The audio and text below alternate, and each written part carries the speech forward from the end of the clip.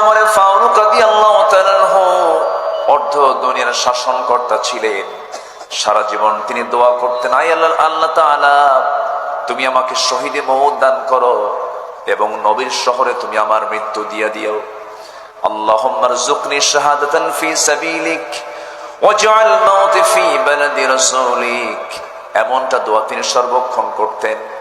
কিন্তু দিনের বিজয় যখন চতুর্দিকে হয়ে গেল, তিহামা অঞ্চল পর্যন্ত যখন দিনটা ছড়িয়ে পড়লো, তখন তিনি এই দোয়াটা প্রায় করতেন। সবে আশ্চর্য হয়ে বলতেন, কেমন করে এই দোয়াটা কবুল হবে?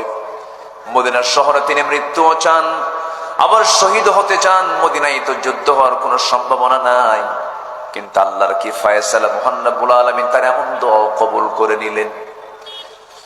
কোন এক ফজরের নামাজ মসজিদ আদায় করার জন্য রওনা দিলেন। মসজিদে এসে নামাজে দাঁড়ালেন। ইমামের মুসাল্লায় খলিফা দাঁড়িয়ে গেছেন। রাষ্ট্রপতির দায়িত্ব মূলত নামাজ পড়া না পড়ানো? বলেন বলেন, নামাজ পড়া না পড়ানো? মুসল্লি হওয়া না ইমাম হওয়া? আমরা বাংলাদেশে এমন চিত্র দেখতে চাই, যিনি রাষ্ট্রপতি হবেন তিনি ইমাম হবেন। এমন চিত্র কি সবাই দেখতে চান?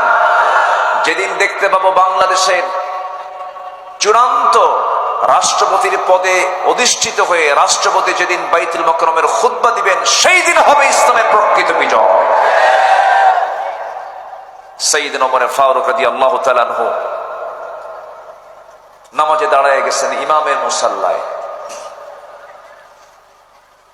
নামাজ শুরু করেছেন।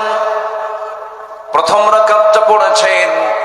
দ্বিতীয় রাকাতে নামাজ পড়তে নিয়ে যখন তিনি রুকুতে চলে গেলেন, রুকুতে যাওয়ার সঙ্গে সঙ্গেই তার বাম দিক থেকে একজন আততায়ী এসে তার বাম পাশে তার পেটের মধ্যে একটা চাকু ঢুকায়া দিয়েছে। নামাজটা ছেড়ে দিলেন তিনি।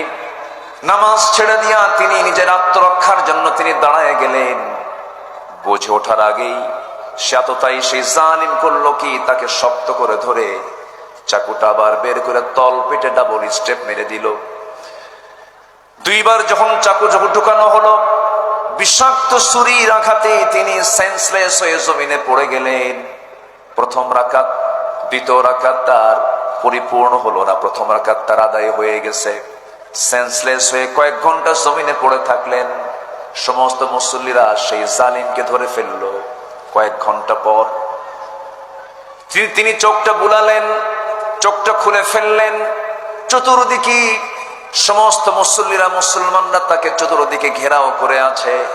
সামনের দিকে তাকায় দেখেন তার কলিজার টুকরা আব্দুল্লাহ, কলিজার টুকরার সন্তান আব্দুল্লাহ ডুকরে ডুকরে কান্দে।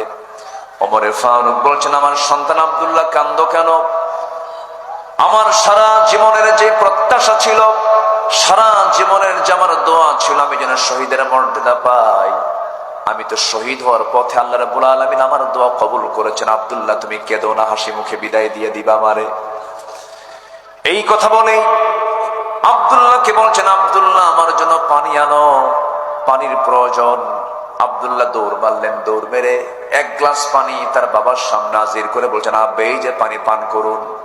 তিনি মাথা নাড়ায় বলছে, কলিজার টুকরার সন্তান আব্দুল্লাহ কিসের পানি আনছো? আপনার তৃষ্ণা পাচ্ছে, পানি পান করুন। তিনি বলছেন, না রে আব্দুল্লাহ, আমার কলিজায় কোনো চুল পরিমাণ কোনো তৃষ্ণা নাই। আমার বড় তৃষ্ণা হলো ফজর নামাজটা আমার এখনো আদায় করা শেষ হয় নাই। সুবহানাল্লাহ বলবেন না? ফজর নামাজটা আমার এখন আদায় করা শেষ হয়নি। ফারুক বললেন, কলিজার টুকরার সন্তান ওযুর পানি নিয়ে আসো। ওযুর পানি নিয়ে আসা হলো। ওযু বানায়া নিলেন। ওযু বানায়া নিয়ে নামাজটা শুরু করবেন। শরীর থেকে রক্ত এত পরিমাণ ঝরেছে, রক্ত শূন্যতায় ওমরে ফারুক রাদিয়াল্লাহু তাআলা আনহু বলছেন, আমাকে নামাজ পড়তে হবে। দাঁড়িয়ে দাঁড়িয়ে তিনি করলেন কি, গামছাটা তিনি বাঁধলেন পেটে। ভড়ি কিছু অংশ বের হয়ে গেছে, ভড়ি সহ গামছাটা বাঁধলেন। দাঁড়িয়ে নামাজ পড়তে নিলেন, পারলেন না। মাথা চক্কর মেরে পড়ে গেলেন, বসেও পারলেন না। শুয়ে শুয়ে সারা করে ফজরের 2 রাকাত ফরজ নামাজ তিনি আদায় করে নিলেন। এরপরে বলছেন, আব্দুল্লাহ আমার বড় শখ, আমি নবীর পাশে ঘুমাবো। গত 2 বছর আগে আমার বন্ধু আবু বকরকে নবী পাশে শুয়ে দিয়েছি, নবীর পাশেই তিনি শুয়ে আছেন। আমার বড় শখ, নবীর পাশে আমি ঘুমাতে চাই। আব্দুল্লাহ তুমি চলে যাও, আমার পক্ষ থেকে তুমি প্রস্তাব আকারে দিয়ে দাও, আম্মা জান আয়েশা সিদ্দিকার কাছে চলে যাও।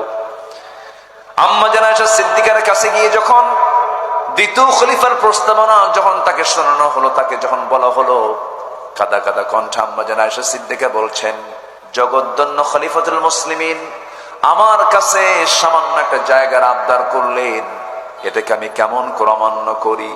আমি আমার কবরের জায়গাটুকু অংশ ওমরে ফারুক আমি দান করে দিলাম। আমার বন্ধুগণ, জান্নাতের সংবাদ তারা দুনিয়াতে পেয়েছেন।